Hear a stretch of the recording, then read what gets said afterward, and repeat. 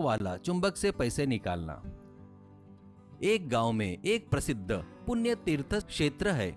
उसके नजीक में ही एक पवित्र नदी प्रवाहित होती है। उस नदी के ऊपर एक ब्रिज भी होता है। उस गांव में आना हो तो उन गाड़ियों को उन ब्रिज के ऊपर से ही आना पड़ता है।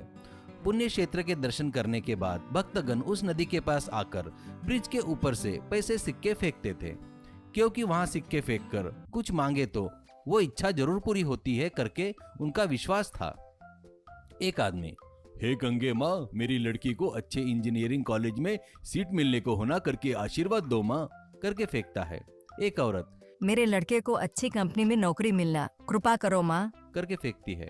एक लड़का, मेरे प्यार को वो लड़की एक्सेप्ट करने को होना, माँ तुम चाहो तो पक्का होगा करके फेंकता है।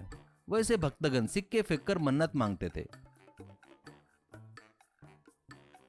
उस ब्रिज के ऊपर से जाने वाले गाड़ियां भी गाड़ी रोककर सिक्के फेंकते थे।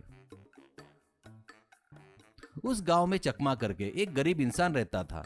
वो अपने छोटी झोपड़ी में बीवी बच्चों के साथ में रहता था। उसके जीने के लिए कमाई का जरिया बोले तो उसके पास एक रस्सी में एक लकड़ी के पट्टे को बांधकर उस पट्टे में लोहा चुंबक लगाकर होता है। वो रोज ब्रिज के ऊपर आकर वो रस्सी पानी में डालकर इधर उधर घुमाता था, बाद में ऊपर खींचता था। उस पट्टे में लगे लोह चुंबक से सिक्के चिपक कर आते थे। वो उसे निकालकर जेब में डालता था।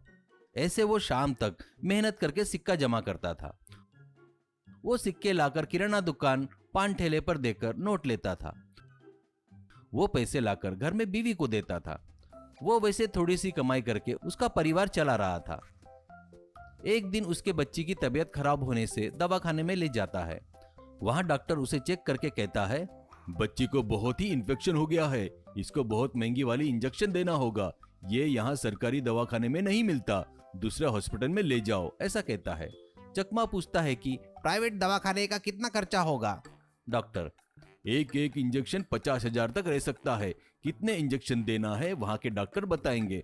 तुरंत ले जाकर वहाँ एडमिट कीजिए, नहीं तो बहुत खतरा हो सकता है। डर के मारे चकमा के हाथ पैर सुन्न हो जाते हैं।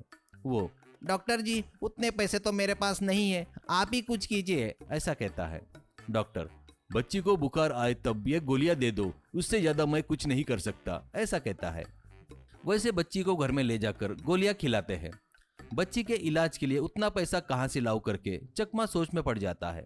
बाद में ब्रिज के पास आकर एक सिक्का पानी में डालकर, माँ मेरी बच्ची की जान बचाओ, उसकी जान बचाना है तो मुझे बहुत पैसा चाहिए, उतना पैसा मेरे पास नहीं है माँ करके हाथ जोड़ता है। थोड़ी देर बाद वहां एक हेलीकॉप्टर आकर रुकता है।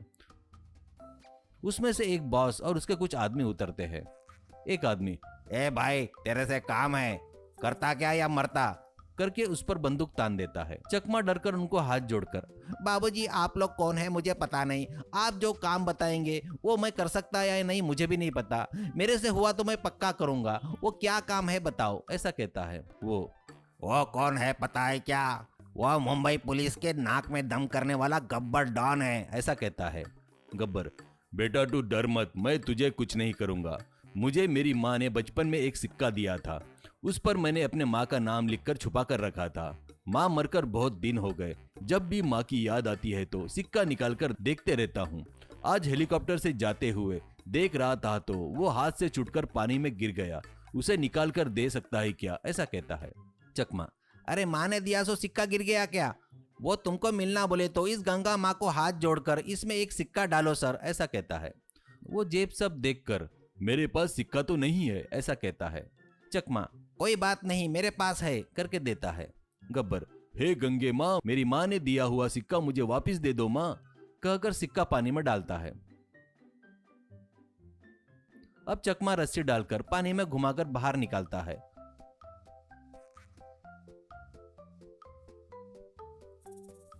और निकले हुए सिक्के गब्बर को दिखाता है तो गब्बर, याहू, यही तो है मेरी माँ ने दिया हुआ सिक्का करके लेकर जेब में रख लेता है और चकमा को उठाकर खुशी से घूमता है।